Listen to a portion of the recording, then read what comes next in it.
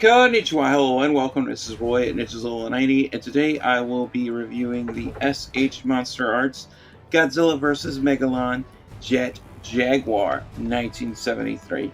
And this is a really cool figure, and I got some things to say about it, so let's get started. And now here we have the S.H.MonsterArts Godzilla vs. Megalon Jet Jaguar 1973 figure. Right here before us in all of his Jet Jaguar glory, of course. As you can see, the colorization of this figure is mostly silver, red, and yellow, technically, and also blue, because that is Jet Jaguar's colors. We see the silver on the chest plate and on the arms. And on the legs and down to the feet, and of course his very pointy head. We also have the red, sort of like circular red streak going across the back of his head, with looks like some screws in there, because, well, Jet Jaguar's a robot. Of course it's gonna have some nuts and bolts and screws here and there, and of course we see that very graded mouth of his, and we see those very sapphire blue eyes that Jet Jaguar has. This figure also has interchangeable eyes. I will get into accessories later. We have some yellow shoulder guards there. We also have this blue neck guard. We have this red pattern at the top of the chest going into the silver chest plate, and of course we have yellow in the middle of the abdomen and going down to the groin area to the backside. So we have that, and also, yeah, everything wraps around very well, so that is good. And of course we have some red trim on the side going down to the wings as well, and we have some yellow knee guards there. We have some really cool blue superhero like designs on the leg guards and on his feet. We now have those blue arrows on his feet that Jet Jaguar has. We also have sort of like these blue elbow pads as well. I don't know, but anyway, as far as articulation, his head can look right, we can look left, we can cranium revolve us all the way around a full 360 if we want to, but we do have to be careful. Needless to say, the head on mine was super crazy tight. Out of the box, I had to heat it up and use dish soap multiple times just to get it to move properly. So just a quick warning to anybody getting this, yeah, you might not want to move this right away out of the box. But anyway, we do have a good butterfly joint swivel hinge in the shoulders, so we can move it back and forth like so. We do have a ball joint in there as well, so we can see that ball joint on the inside like so. And his faceplate just came off again, so put that faceplate back. So get a good look at that ball joint inside his shoulders, giving you guys a quick look at that. And also we do have a hinge on his shoulders as well, so giving you guys a closer look at that hinge. So we can put his arms up in a T pose and bring them back down like so, and we can rotate them a full 360 as well. Bicep swivel, we don't really have too much of a bicep swivel, so yeah, it's probably because, well, actually we do, it's hard to see. Yeah, but it's at the top of the arms right there where you have that cut. Yeah, I almost forgot about that. So we do have a good bicep swivel there. We do have a double jointed elbow, so that is good as well on both sides. So you can see we have that double jointed elbow. We do have a ball joint hinge in the wrist as well, so we can swivel those wrists all the way around a full 360 and move them up and down or forward and back. So giving you guys a good look at that hinge in the hand joint, in the wrist joint. So it's kind of hard to get straight, so you really got to be careful on where you have it angled. Same is true with the other arm, so we can rotate it all the way around a full 360 and bend it forward and back on a hinge. So yeah, like I said, do be careful with that hinge because sometimes it's hard to see. We also have good waist articulation, so we do have a ball joint in the torso, so we can rock side to side and lean forward and back, and we can also pop them apart and reveal that this piece in the middle is just like basically a rubber sleeve that just fits over the ball joint on his lower body and attaches to the ball joint on his torso. So that's a thing. We also have his Jaguar belt buckle there.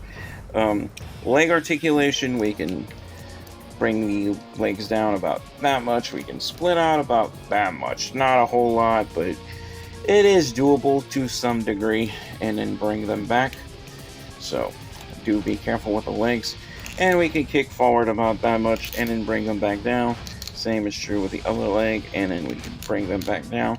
Although I would definitely recommend using dish soap or some type of baby oil in the hip joints as well, because mine was also super tight out of the box. But most notably, the neck joint was crazy super tight out of the box, and also the hip joints. You can even see like where I have some paint chipping where I was trying to loosen up the hip joints as well, but that's another subject for another day. But anyway, going over more articulation with the legs, we do have a double hinge joint in the knees, but it's hindered by the knee guards, so we can't really bend it back that much. So we can only bend it back about so, but it's doable. We also have a swivel in the boot as well, so we can swivel those boots all the way around a full 360. And we do have a ball joint hinge in the feet as well, so we can point those feet down like so, back up like so, and we can put them in a knife edge for a side kick like so. Same is true with the other side, so we can bring that down and put them in a side kick like so. So that pretty much concludes it for detail and articulation. So with that said, it is now time to get into accessories. So let me grab the accessories. I have them in this little baggie right here. I put them in there because I no longer have a box, because I got rid of the boxes because I don't have room for the boxes. And as far as what you get for accessories, we get we get his these little Jet Jaguar minifig. We get some extra antenna pieces. We get the interchangeable eye plate, and we get a knife edge, two knife edge hands for when we put them in flying mode. We get these gripping hands, of course, and we get a thumbs up hand with the somewhat die-cast thumb in there. We also get two splayed out antennas for flying mode, so I gotta go find them, so give me 1 second. Okay guys, I am back, and by the grace of God, I actually found his open antennas, thankfully. They fell out his little baggie in my drawer, but I found them, thankfully. So yeah, we can do the full transformation. So, yeah. I think I also lost his long antenna that goes on the top of his head, so I need to find that as well. Well, I found his long antenna in my drawer as well, so yeah. Thankfully, I found that, so that's another accessory he comes with. I should have made sure everything was in the bag before I started this review, but I mean, I got so many figures and so much stuff. Sometimes it's hard to keep up with everything, but anyway, we can now do the transformation. Definitely, this is something you want to be dead careful with. So, technically, what we want to do, first things first, is take off the faceplate. We do have the little tool to get in there, but we can also get it out with our pinky finger, as you can see.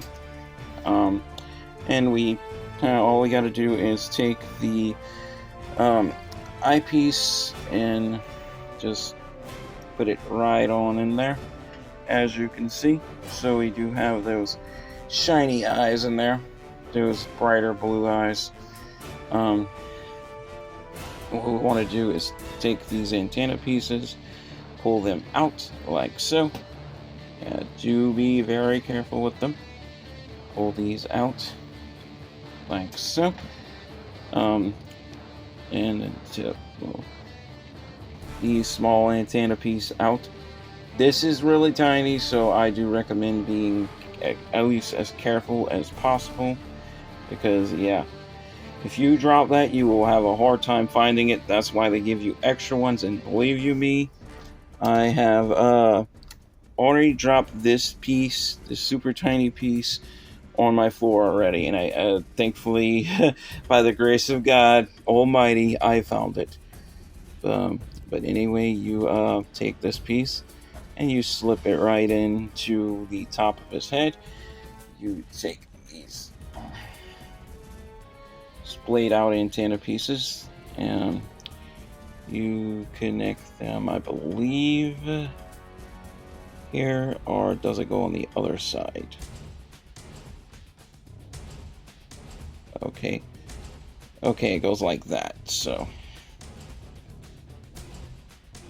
making sure I put this together right.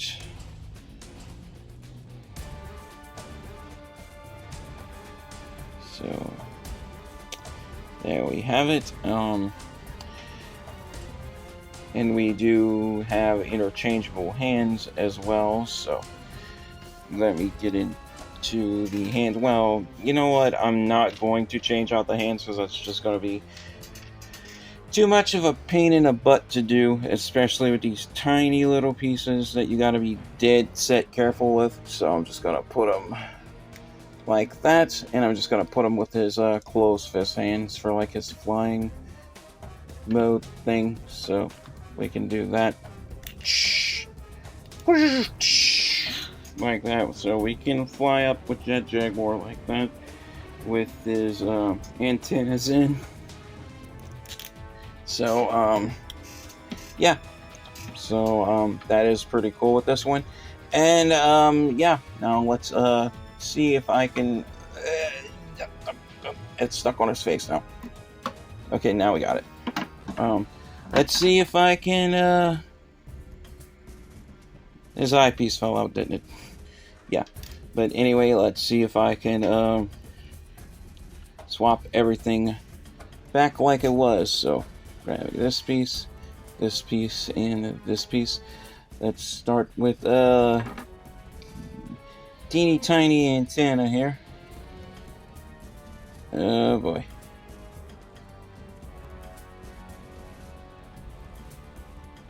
And I got it back in. I got it back in. Okay. Let's put his the base eyepiece that comes in the box, well, like comes out of the box with. So let's put that in there. Let's finagle it in with the tool this time, the correct tool that it comes with. So yeah, we have that in. Now it's time for his antennas, so or his antennae, or antennae, however you want to say it. Put that in. So you do have to be dead set careful with this. I recommend handling with great care. So put that in.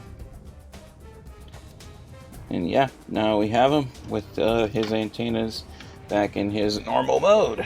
Make sure his eyes stay in this time. So yeah, there we go. I have everything set back right, and thankfully I found all his pieces. So that pretty much concludes it for this review, and now it is time for me to get into my final verdict and giving this figure a final score based on detail, articulation, and playability. So let's get to it. And now for my final verdict on the S.H.MonsterArts Godzilla vs. Megalon Jet Jaguar 1973 here. If I have to give this figure a final score based on detail, articulation, and playability, I have to give it a drum roll, please. A fair but square, well-deserved 4.5 stars. Why? I think this is a well-detailed, well-articulated figure, but however, when you are just getting them out of the box, his neck joints are super duper tight, and I believe that's kind of a letdown. Well, it could have been just my copy. And also his leg joints are really tight out of the box, so do be careful. And also, like, another QC issue I would have with this one is if you move, the faceplate constantly falling off, so that's where I'm taking points off. But other than that, I think this is a really good, solid figure. You can get for about approximately $100. So yeah, I know that's kind of a lot for a figure, but this is S.H.MonsterArts. This is not your standard run-of-the-mill action figure that you would find at like Walmart or the dollar store. So that's why the hefty price tag. So that's something you got to keep in mind. And also, these are not for kids. These are for mainly for older adult collectors. So parents out there that might find these prices outrageous, that is why. These are mainly for adult collectors. And like I said, I struggle to buy these sometimes because, I am on a very limited income, so I can't get every single thing I would really want to get, or every single thing I would really want to review on this channel. So, yeah, that's a thing. So, also that's kind of one of the reasons why I'm kind of stepping away from SHMA for a while, because I just feel like the quality has been dipping for the insanely high price tags that we have been paying. Although this one does have a lot of redeeming qualities for the flaws that it has, so I definitely got to give this one some leeway. And I would have to say, this one is definitely recommended. Although, like I said, if you're not going to keep the box, definitely at least have like a little baggie or something around to put the pieces in. And do make sure, if you're going to put this in a drawer, like one of these plastic sliding drawers that I have, do make sure that this bag stays closed at all times. The reason why the antennas went missing when I was started this review is because the bag popped open, but thankfully I found them. I know that's kind of crazy, huh? That I actually found these little bitty tiny antennas in my drawer. And I don't even have 20/20 vision. That's why I have glasses, because I'm nearsighted, and I still found them. And I even found the little bitty tiny antenna that goes on top of his head when I accidentally dropped it on the floor. And by the grace of God, I found it, even though it comes with an extra one. I looked up and down to find that antenna before I used the extra one. So, thankfully I still have it. But anyway, if you enjoyed this review, like and subscribe if you haven't already. And as always, stay safe, take care, God bless, and peace out. And remember to stay powered up.